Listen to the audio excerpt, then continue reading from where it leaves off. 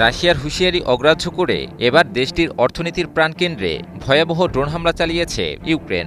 রাশিয়ার সাম্প্রতিক হামলার জবাবেই এই হামলা চালানোর দাবি করেছে ভলোদিমির জেলেনস্কির দেশটি। এবার কি শুরু হবে মহাপ্রলয়? রাশিয়ার আক্রোশ থেকে এবার নিজেদেরকে কিভাবে রক্ষা করবে ইউক্রেন?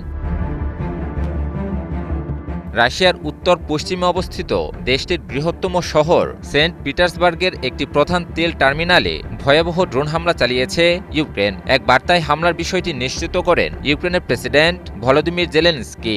একই সঙ্গে ওই অঞ্চলের একটি গুরুত্বপূর্ণ রুশ নৌ ঘাঁটিতেও হামলা চালানোর দাবি করে ইউক্রেনীয় বাহিনী। ব্রিটিশ সংবাদ মাধ্যম বিবিসি এক প্রতিবেদনে তুলে ধরে এ খবর।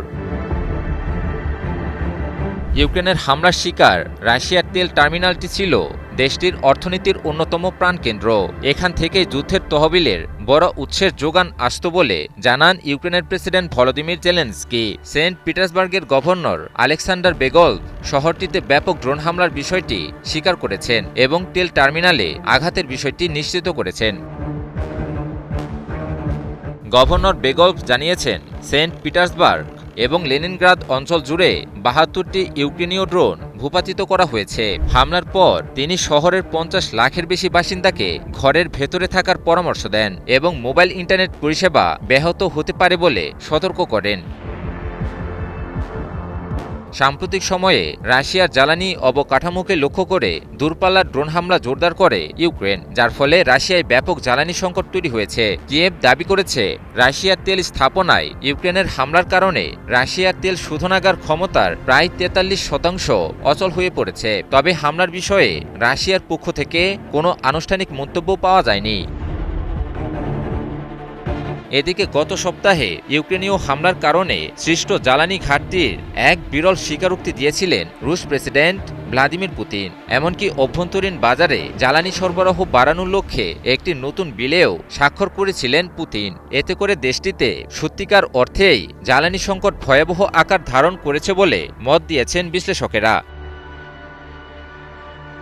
বিশ্লেষকরা বলছেন, যুদ্ধের এ পর্যায়ে এসে রাশিয়া এবং ইউক্রেন একে অপরের গুরুত্বপূর্ণ স্থাপনাকে লক্ষ্য করে হামলা চালাচ্ছে। এতে করে ক্ষতিগ্রস্ত হচ্ছে দুই দেশেই। তবে কে কতটা ক্ষতি সহ্য করে টিকে থাকতে পারবে সেটাই নির্ধারণ করবে যুদ্ধের ফলাফল কার দিকে যাবে। এর আগে ইউক্রেনের একটি গুরুত্বপূর্ণ শহরকে দখলে নেবার দাবি করে রাশিয়া। শিল্প এবং যোগাযোগের জন্য ইউক্রেনের কাছে শহরটির কৌশলগত গুরুত্ব ছিল ব্যাপক। একই সাথে শহরটি দখলে নেওয়াও রাশিয়ার জন্য ছিল একরকম কৌশলগত বিজয়। তবে রাশিয়ার এ দাবিকে মিথ্যা বলে উড়িয়ে দেয় ইউক্রেন। শহরটি এখনও ইউক্রেনীয় বাহিনীর নিয়ন্ত্রণে আছে বলে এক বার্তায় জানান দেশটির প্রেসিডেন্ট ভলোদিমির জেলেনস্কি। সব মিলিয়ে সাম্প্রতিক সময়গুলোতে রাশিয়া এবং ইউক্রেনের মাঝে পাল্টাপাল্টি হামলা ব্যাপকভাবে বৃদ্ধি পেয়েছে।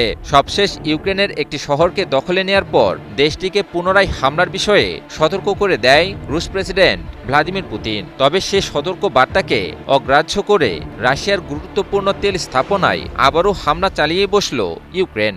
ফলে রাশিয়ার প্রতিক্রিয়াকে ঘিরে পরিস্থিতি এক বিপজ্জনক মোড়ে দাঁড়িয়ে আছে বলে শঙ্কা প্রকাশ করেছেন বিভিন্ন আন্তর্জাতিক বিশ্লেষকেরা।